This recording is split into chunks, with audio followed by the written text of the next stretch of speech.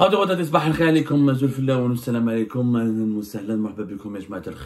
que vous allez bien, j'espère que vous vous portez bien. C'est un sujet extrêmement compliqué d'aborder. C'est le sujet le plus terrible pour un journaliste honnête, sérieux, intègre, à la fois patriote. Mais quand on est patriote, quand on aime son pays, on veut la paix. On veut la paix, on veut le développement, on souhaite le développement pour son pays, on souhaite la sécurité. Et le patriotisme n'est pas un appel à la guerre. Un vrai patriote ne peut pas aimer la guerre. Un vrai patriote ne peut pas préconiser la guerre. Un vrai patriote ne peut pas dire à son pays, ce serait bien que mon pays fasse la guerre. C'est pas possible. Un patriote veut préserver la sécurité et la vie de ses concitoyens et de son peuple. Et un patriote veille sur le bien-être de son peuple. Et le bien-être d'un peuple et d'un pays dépend des relations de ses bons voisinages et de la paix et de la sécurité de la région qui entoure ce pays. Vous avez bien compris de quoi je veux parler aujourd'hui, des relations algéro-marocaines, qui sont un sujet extrêmement difficile, où on ne peut pas être objectif, on nous empêche d'être objectif, parce que si on est algérien, on doit être du côté de l'Algérie par patriotisme, si on est marocain, on doit être du côté du Maroc par patriotisme. La lucidité, l'objectivité, le bon sens sont malheureusement absents sur ce terrain-là. Et pourtant, la situation est de plus en plus grave. Le climat de tension est de plus en plus grave. Et je crois que depuis 1991, voire bien avant, peut-être même depuis les années 70, les deux pays n'ont pas connu un climat aussi tendu, ou n'ont pas connu des relations aussi conflictuelles et aussi dangereuses, et des escalades aussi dangereuses qui peuvent mener vers le pire. Alors, les déclarations du chef de la diplomatie marocaine hier en font froid dans le dos. Alors, ce qui était une simple inquiétude, balayée d'un revers de la main par certains esprits sages qui affirmaient tout le temps qu'un scénario d'une guerre ne sera jamais possible entre les deux pays, les deux régimes, parce que les deux pays, les deux régimes ont toujours une limite, une ligne rouge qu'ils ne vont jamais transgresser. Parce qu'ils savent très bien qu'une fois que cette limite, la ligne rouge dépassée, toute la région du Maghreb va basculer dans une situation incontrôlable et dans le pire et dans un cauchemar. Et hier, Nasser Bourita, le ministre marocain des Affaires étrangères, est intervenu devant le Parlement marocain. Il a fait un discours, une intervention devant la Commission des Affaires étrangères, de la Défense nationale, des Affaires islamiques, de la migration et des résidents à l'étranger. Donc c'est le Parlement européen. Et dans cette intervention, M. Bourita, le chef de la diplomatie marocaine, ce qui est nouveau quand même, dans son discours, il a fait des déclarations où il impute à l'Algérie, où il accuse tout simplement l'Algérie de vouloir préparer une confrontation militaire contre le Maroc, de vouloir déclarer la guerre au Maroc. Ce n'est pas un média marocain qui l'affirme, ce n'est pas un parti politique, ce n'est pas un élu d'une circonscription ou un simple député, c'est le ministre des Affaires étrangères marocain. C'est le chef de la diplomatie marocaine, donc c'est la voix officielle de l'État marocain. Il cite, je le dis, il parle de signes d'escalade apparents provenant de l'Algérie, une volonté apparente de passer du conflit à la confrontation militaire directe. Une volonté apparente de passer du conflit à la confrontation militaire directe. C'est Nasser Bourita, encore une fois, le ministre des Affaires étrangères marocain, qui l'a déclaré. Et donc, il y a une première fois, je dis bien, peut-être pas la première fois dans l'histoire des deux pays, mais depuis la rupture des relations diplomatiques août 2021, c'est la première fois qu'un officiel marocain, chef de la diplomatie marocaine de surcroît, accuse officiellement l'Algérie de vouloir faire la guerre au Maroc. Jusque-là, les autorités marocaines avaient adopté un temps d'apaisement, une politique de main tendue, une politique on ignore les provocations de l'Algérie, on ignore les accusations de l'Algérie, on ignore les menaces de l'Algérie. Nous sommes dans une posture de paix, de relations de bon voisinage. Nous voulons l'ouverture des frontières, nous voulons plus de coopération et on n'a rien à reprocher aux Algériens et à l'Algérie, aux autorités algériennes, et on ne veut pas pratiquer une politique agressive contre l'Algérie.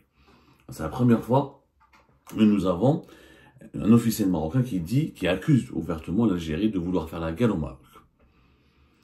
Bien sûr, cette accusation marocaine s'appuie sur, elle intervient 9 jours après le fameux défilé militaire du 1er novembre 2024, où effectivement le régime algérien, et on l'a dit, il faut pas être totalement objectif, le régime algérien ne cesse de montrer ses muscles.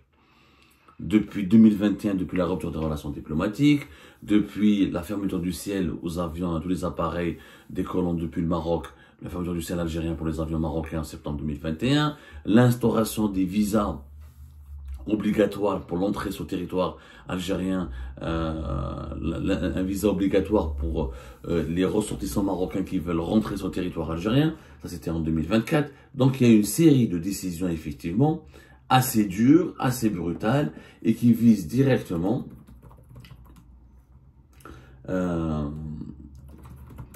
le Maroc, Il y a absolument... Donc l'instauration des visas, je rappelle, c'était en septembre 2024, fin septembre 2024, l'obligation d'obtention du visa d'entrée au territoire algérien pour tous les ressortissants marocains. Donc il y a eu une série de décisions, plus les exercices militaires qui étaient organisés régulièrement entre 2021 et 2024 par l'armée algérienne à côté des frontières marocaines, plus le discours martial, très martial des dirigeants algériens, notamment de Saïd Chengrihai et de Majid Tebboune, chef d'état-major de l'armée président algérien, plus le discours de la presse algérienne, qui a la télévision algérienne, le NTV, puis il y a eu Algérie 24 News, la chaîne d'information internationale en continu de l'État algérien. Il y a effectivement une obsession marocaine en Algérie. On ne peut pas le nier.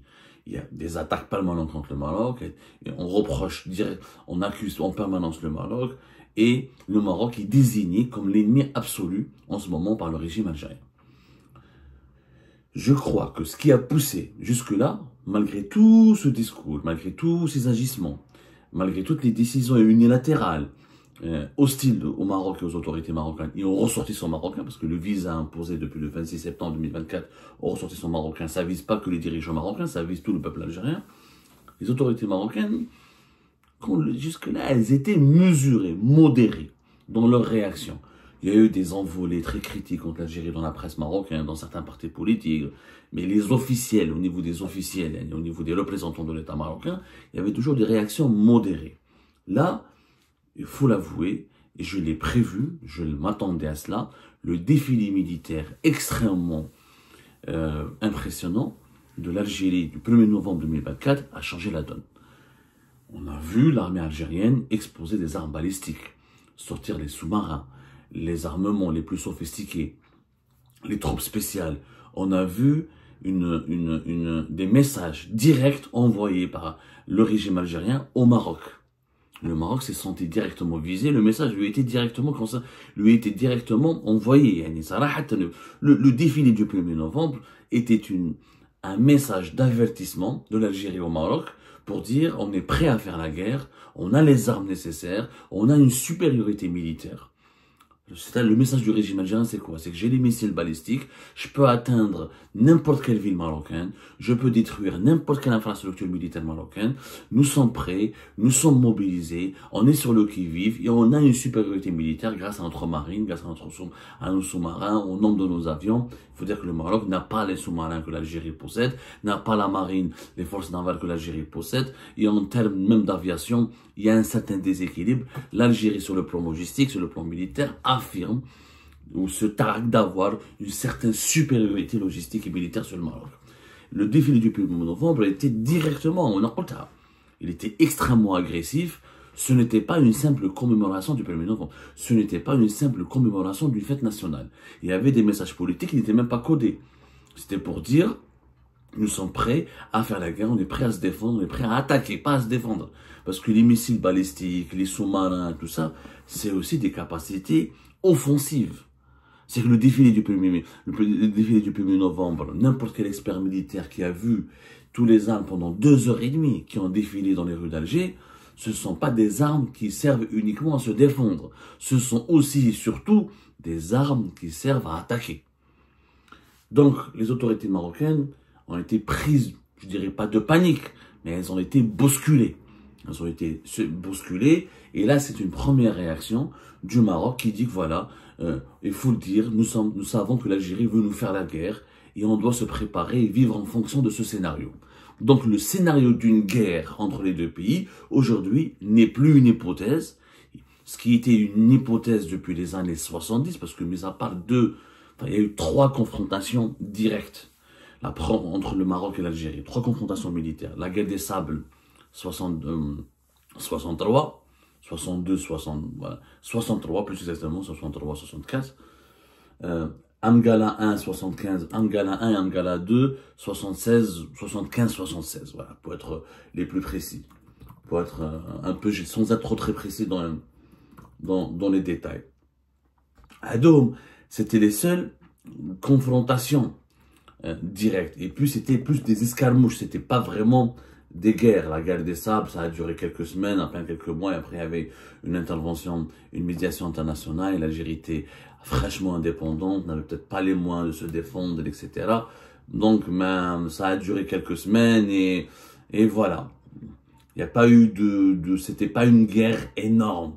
On sait d'ailleurs les pertes se mesurent à quelques centaines de morts, même pas 1000 morts. C'est vraiment des petits affrontements qui n'avaient pas une grande ampleur, pour être tout à fait sincère.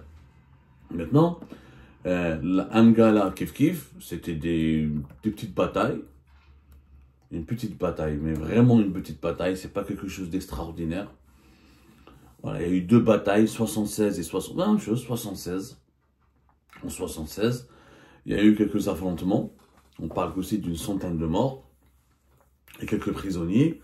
Mais voilà, il n'y a jamais eu entre les deux pays une guerre conventionnelle qui les a opposés directement et qui a pu, parce qu'une guerre conventionnelle entre les deux pays, ça aurait pu faire des milliers de morts, des très milliers de morts. Alhamdulillah, pour le moment, ce sont les 3 confrontations. Là, on est depuis Amgala, depuis février, voilà, depuis 76, et Amgala 1 et Amgala 2. Amgala 1, les Marocains revendiquent une victoire, Amgala 2, l'Algérie revendique une autre victoire, mais c'était le statu quo. L'hypothèse d'une guerre entre les deux pays, c'était qu'une hypothèse, qu'une menace. Il y avait le Front Polisario qui était entre les deux pays. L'Algérie armée reconnaissait le Front Polisario, le Maroc luttait contre le Front Polisario. Les deux pays ne se sont pas confrontés. Là, c'est la première fois, depuis l'indépendance, depuis la fin des guerres, depuis Amgala, depuis 76, où nous avons les deux pays qui se disent, qui conçoivent, parce que jusqu'à avant, les deux pays se méfiaient, s'armaient, il y avait une course à l'armement, mais il y avait toujours des contacts, il n'y avait pas de rupture de relations diplomatiques, notamment depuis l'arrivée de Bouteflika début des années 2000 jusqu'à 2019. Il y avait des rivalités, il y avait des provocations, il y avait des querelles, il y avait des conflits diplomatiques et politiques, mais aucun des deux régimes n'avait envisagé sérieusement l'option d'une guerre. Là, le Maroc et l'Algérie envisagent sérieusement l'option d'une guerre. Et ça, c'est le scénario que je craignais, que beaucoup de sages en Algérie et au Maroc craignent. Et moi, je l'ai dit depuis 2022. Je dis que cette fois-ci, ça a changé. Que, auparavant, les problèmes algéro-marocains ne concernaient que les Algériens et les Marocains. Sur des divergences qui concernent le statut du Sahara occidental, le statut des Algériens et des propriétaires terriens algériens expulsés du Maroc, des Marocains expulsés d'Algérie, les tracés frontaliers, les échanges économiques, la lutte contre la contrebande et la gestion politique de certaines questions politiques relatives aux libertés publiques et individuelles et aux relations avec les oppositions. C'était des différents algéro-marocains. Maintenant, ça a changé parce que il y a eu la reconnaissance, ou la reconnaissance officielle de la marocanité du Sahara, la souveraineté du Maroc sur le Sahara occidental par les États-Unis d'Amérique, par aujourd'hui la France et l'Espagne, et surtout la normalisation avec Israël. Et surtout, ce que les Marocains n'arrivent pas à comprendre, c'est que les dirigeants, je ne dis pas que les dirigeants algériens ont eu raison, attention, je suis en train d'expliquer ce qui se passe réellement dans les faits, pourquoi les dirigeants algériens conçoivent aujourd'hui le Maroc comme un ennemi absolu, pourquoi le régime algérien a l'impression que le Maroc est une menace contre son existence et qu'il vaut peut-être mieux se préparer à une guerre contre le Maroc. Parce que le régime algérien craint cette alliance militaire, logistique, politique, diplomatique, mais surtout militaire et sécuritaire entre Israël et le Maroc. Ce n'est pas la normalisation des relations entre le Maroc et Israël qui a fait basculer les relations algéro-marocaines dans cette phase de crispation très tendue où le scénario d'une guerre est aujourd'hui sérieusement envisagé. C'est là les accords militaires entre Israël et le Maroc. Le régime algérien, d'ailleurs c'est ce que nous disent toutes nos sources algériennes, tous les contacts au sein du régime algérien, toutes mes sources, tous les interlocuteurs à qui je parle, disent Abdou, le Maroc c'est Israël. Pour eux aujourd'hui, ils n'affrontent plus le Maroc, ils affrontent Israël directement. Pour eux, le Maroc est devenu un satellite israélien, dans l'esprit des dirigeants algériens.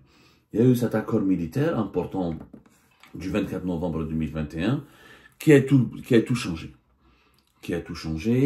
Alors, à l'époque, quand même, c'est le ministre israélien de la Défense, Benny Gantz, qui était l'ancien chef d'état-major de l'armée israélienne, qui était venu à Rabat, et ça leur a permis de signer un accord militaire très important de coopération militaire où Israël vend des armes, offre aussi des armes, offre son savoir-faire militaire et sécuritaire au Maroc. Ce qui, pour l'Algérie, a déséquilibré totalement les rapports de force. Parce qu'avant, le régime algérien et le régime marocain se neutralisaient par un certain équilibre de force. L'Algérie, soutenue par la Russie, elle avait de l'argent, du pétrole et du gaz, donc elle pouvait acheter beaucoup d'armements et s'armer auprès de la Russie. Mais le Maroc était soutenu par les États-Unis d'Amérique, la France et l'OTAN. Du coup, il y avait un équilibre de force. Donc les deux pays n'avaient pas d'intérêt à se faire la guerre, puisqu'il y avait un équilibre de force qui faisait en sorte qu'il n'y aurait jamais eu de gagnant. Et donc les deux pays ne pouvaient pas se menacer, puisque chacun des deux pays pouvait dissuader l'autre de l'attaquer. Mais là, cet équilibre de force, pour les dirigeants algériens, a été rompu. Parce qu'en plus du soutien américain et de l'OTAN, le Maroc bénéficie maintenant du soutien israélien. Et Israël, qu'on le veuille ou non, on le voit dans sa guerre contre l'Iran, dans sa guerre contre le Hezbollah, contre le Hamas, on le voit ce qu'elle fait contre la Syrie, etc., a une puissance militaire qui impressionne et qui fait peur. Donc l'accord militaire du 24 novembre 2021 a changé la donne et effectivement, les dirigeants algériens craignent, et leur crainte s'avère légitime. Quand on se met dans la peau d'un dirigeant algérien, quand on voit ce que l'Israël fournit au Maroc, c'est effectivement impressionnant. Un exemple, le 11 juillet 2024, il y a eu quand même Israël va fournir tous les nouveaux satellites espions au Maroc. C'était en juillet 2024. Il y avait un accord qui n'a jamais été reconnu par les deux pays, mais qui a été reconnu par des médias israéliens très spécialisés. C'est un accord entre la société Israélo-Aerospace Industrie, qui est le plus important groupe israélien d'armement, qui a conclu un accord pour la livraison d'ici 5 ans de 2 satellites d'observation, c'est des satellites espions de type Ophir 13. C'est un contrat de plus d'1 milliard de dollars, selon les comptes rendus de la presse israélienne spécialisée. Le Maroc il utilisait des satellites espions et des satellites d'observation de Airbus européens. Il va abandonner les satellites européens pour utiliser les satellites israéliens. Le contrat ADA n'a jamais été reconnu officiellement par les deux États, mais c'est un contrat de près d'1 milliard de dollars qui a été officialisé. Et la société israélienne qui va vendre ces satellites espions au Maroc a informé la bourse de Tel Aviv de la réalité de ce contrat. Il faut savoir que depuis l'accord de défense, l'accord de défense militaire entre Israël et le Maroc, quand même, selon des sources internationales très crédibles, Israël est devenu le 3e fournisseur de matériel militaire au Maroc. 3e fournisseur avec 11% des parts. Il y a eu déjà plusieurs acquisitions importantes. Par exemple, en 2022, le Maroc il a acquis les systèmes de défense aérienne de type Barak pour un montant de 540 millions de dollars. Donc, il y a eu des livraisons très importantes et des coopérations militaires et sécuritaires. Aussi, les services de renseignement israéliens avec les services de renseignement marocains coopèrent énormément. Et pour l'Algérie, ça, c'est une agression. Les dirigeants algériens le perçoivent comme une agression, comme une menace contre l'existence. Pour eux, pour les dirigeants algériens, l'implantation d'Israël au Maroc, à travers un déploiement à travers les services de renseignement, à travers la coopération militaire, à travers les armements israéliens, c'est une menace directe qui permettra, pour le régime algérien, c'est Israël qui va faire la guerre à l'Algérie depuis le territoire marocain. C'est ce qui explique la politique extrêmement agressive de la part du régime algérien. Moi, je vous donne des clés de compréhension. Maintenant, est-ce que les dirigeants algériens ont raison? Parce qu'on ne raconte pas tout en Algérie. Ils n'ont pas raison à 100%. Les craintes des dirigeants algériens sont légitimes. C'est légitime de la part de... C'est comme si demain, le Maroc va voir que l'Algérie va acheter du matériel iranien, du matériel nord-coréen, etc. Le Maroc aura légitimement la crainte de dire, mais voilà, pourquoi tout effort de déséquilibre des rapports de force suscite par définition une inquiétude légitime chez l'un des deux pays. Parce que la paix entre les deux pays dépendait encore une fois d'un certain équilibre de force. Il se trouve que pour le moment, la venue d'Israël au Maroc a déséquilibré les rapports de force et elle permet au Maroc d'accéder à des technologies d'armement qui peuvent être extrêmement destructives et qui peuvent être fatales contre l'Algérie. Sauf que ce que les dirigeants algériens ne disent pas à leur peuple, c'est que les craintes du régime algérien ont été prises en considération par les États-Unis d'Amérique. Les États-Unis d'Amérique, depuis 2023, ont fait l'arbitre. Washington, à l'époque avec l'administration de Joe Biden, je ne sais pas comment ça va se passer avec Donald Trump, j'imagine que ça ne va pas changer grand-chose, c'est que les États-Unis d'Amérique, ni l'Europe, ni aucune puissance mondiale n'ont intérêt à ce qu'il y ait une guerre entre l'Algérie et le Maroc. Il faut savoir que les États-Unis d'Amérique, dans une émission en décembre 2023, ils ont envoyé un émissaire important qui est Yoshua Harris, qui était le vice-secrétaire d'État pour le Proche-Orient et qui est appelé à devenir le prochain ambassadeur américain à Alger. Il est venu voir les dirigeants algériens, il est venu 2 fois en Algérie, en septembre 2023 et en décembre 2023, et lors des pourparlers avec les dirigeants algériens, Yoshua Harris a donné des garanties. Il a donné des garanties, des engagements officiels de la part des États-Unis d'Amérique qui garantissent à l'Algérie une sécurité, que Israël ne va jamais attaquer l'Algérie depuis le Maroc et qu'elle ne va jamais offrir des armes de destruction massive qui permettront au Maroc d'attaquer l'Algérie et que les États-Unis d'Amérique ne laissera jamais l'alliance maroco-israélienne attaquer l'Algérie. Il y a eu des engagements. D'ailleurs, pour démontrer leur bonne foi, les États-Unis d'Amérique ont proposé à l'Algérie de leur donner des armes, ont proposé un dialogue militaire. Il y a eu le premier dialogue militaire algéro-américain. Ça fait début de l'année 2024. C'était... il y a eu une coopération importante. Il y a une coopération sécuritaire et militaire importante qui a commencé à être mise en place à partir de 2023-2024 entre les États-Unis d'Amérique et l'Algérie. Washington s'est beaucoup plus intéressé à Alger. Il y a eu des efforts de médiation. Il y a eu vraiment des efforts. Donc il y a eu vraiment une médiation américaine sur ce point. La médiation américaine, on a fait Algérie pas en décembre. On a fait comme les dates exactement. Quand est-ce qu'il y a eu des militaires algériens qui sont partis? Voilà. C'était le dialogue militaire conjoint à Washington du 4 au 6 décembre. Voilà. C'était un dialogue militaire conjoint qui a eu lieu à Washington, etc. avec des responsables de l'armée algérienne qui sont partis. Il y avait le général-major Mounir Zehi du côté algérien. Il y avait le secrétaire d'État américain à la défense par l'intérim pour les affaires africaines, Jennifer Zakriski, qui ont dirigé les délégations des deux pays. Il y avait un dialogue et les États-Unis d'Amérique ont compris les craintes de l'Algérie, ont tout fait pour assurer l'Algérie. Maintenant, vous allez me dire, est-ce que les dirigeants algériens doivent prendre pour argent comptant les garanties américaines? Oui et non. La vigilance est de mise, mais après, il faut être rationnel. C'est quoi l'intérêt des grandes puissances de mener une guerre contre l'Algérie? L'Afrique du Nord va mal.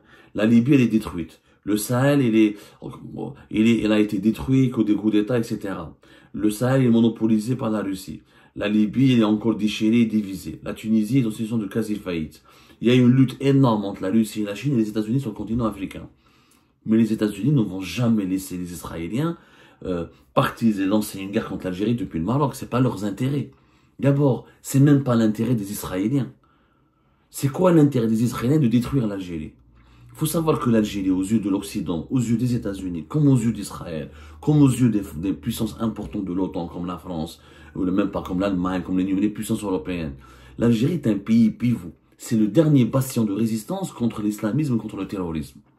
Et le fait que l'Algérie a vaincu le terrorisme islamiste dans les années 90, ça a sauvé l'Occident. ça a permis à l'Occident d'être touché bien plus tard par les attentats islamistes.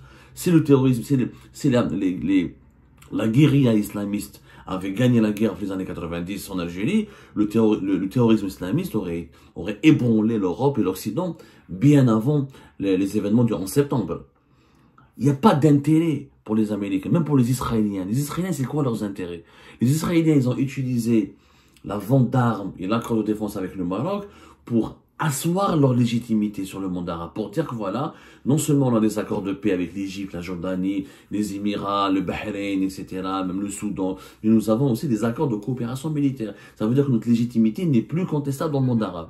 Mais leur objectif, c'était pas de renverser l'Algérie, ils n'ont pas d'intérêt. Parce que si un mal arrive à l'Algérie, il y aura les groupes armés qui vont se propager, il y aura les groupes des rébellions, les islamistes, les terroristes, toute la région va partir dans un micmac, dans un magma d'instabilité, d'insécurité, ce qui va menacer les alliés d'Israël, qui sont les pays européens, ce qui va menacer les intérêts américains, les intérêts israéliens, parce que ça permettra aux Russes ou aux Chinois de se repositionner et de torpiller les intérêts de les Occidentaux.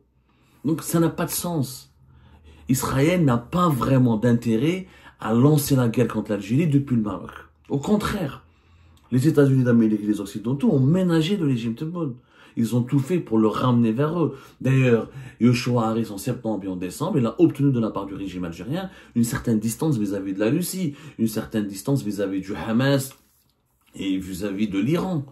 Tebboune a fait aussi, s'est beaucoup rapproché des Occidentaux. Ses bonnes relations avec Emmanuel Macron, ses bonnes relations avec l'Italie, il a accueilli plusieurs fois des délégations américaines, des délégations européennes. Tebboune aussi a fait des efforts en faveur de l'Occident, justement parce qu'il a compris qu'il n'y a que l'Occident qui peut être l'arbitre dans ce conflit entre l'Algérie et le Maroc, et dans ce soutien israélien extrêmement jugé excessif et inquiétant de la part de l'Algérie au profit du Maroc, soutien militaire et sécuritaire. Donc Tebboune a compris que l'Occident, il n'y a que lui qui peut être le médiateur et l'arbitre pour tempérer les ardeurs d'Israël au Maroc. Donc, les Occidentaux, les États-Unis d'Amérique, n'ont aucun intérêt à déstabiliser l'Algérie. N'ont vraiment aucun intérêt. Donc c'est le scénario d'une guerre qui est envisagée la première fois, et il est effectivement basé sur des craintes qui ne sont pas vraiment très légitimes du côté algérien. Il faut dire la vérité. Il faut le dire la vérité. Donc la démonstration de force du régime algérien, elle obéit beaucoup plus à une logique interne, c'est pour montrer au peuple algérien que, après, le régime algérien n'est pas honnête, ça n'intéresse pas de dire aux Algériennes et aux Algériens, nous avons reçu des garanties américaines, les Israéliens ne vont jamais nous attaquer. Non, au contraire, le régime algérien, son objectif est de maintenir la population dans un état de peur, de panique, dans un état de tension permanente, pour justement empêcher toute contestation possible, parce que quand on a un ennemi, quand on est confronté à un ennemi, quand il y a un risque de guerre, et ben on se fédère tous, on est tous unis autour des chefs qui veulent faire la guerre pour protéger le pays. Donc il n'y a plus de contestation, il n'y a plus d'opposition possible, le hirak on n'en parle plus, la démocratie on en parle beaucoup de moins en moins, les contestations de la légitimité du pouvoir algérien on en parle de moins en moins. C'est ça la véritable réalité géopolitique. C'est une donnée, le Maroc pour l'Algérie est devenu un variable politique interne. Mais le risque réel d'une guerre lancée par Israël et le Maroc contre l'Algérie, il n'est pas vraiment élevé. Les dirigeants algériens le savent. Il n'est vraiment pas. Ça n'empêche pas les Algériens de se protéger, de moderniser son armée. C'est complètement légitime. Mais de faire de la démonstration militaire musclée un exercice permanent, un élément de langage, une doctrine politique qui est devenue un dogme dans le fonctionnement de l'État algérien, ça c'est autre chose. Ça c'est très dangereux. C'est-à-dire que même les Marocains et les Israéliens, ils disent quoi? Que malgré les assurances américaines, malgré les engagements américains, l'Algérie montre ses muscles, elle montre ses armes balistiques, etc. Donc, là ils vont dire, alors, nous aussi, on devrait s'inquiéter. Peut-être l'Algérie va nous attaquer. Peut-être l'Algérie. Donc, ce climat de tension est extrêmement malsain. Et un petit dérapage peut mener les deux pays vers le pire. Alors que je pense qu'il faut, encore une fois, s'asseoir autour d'une table.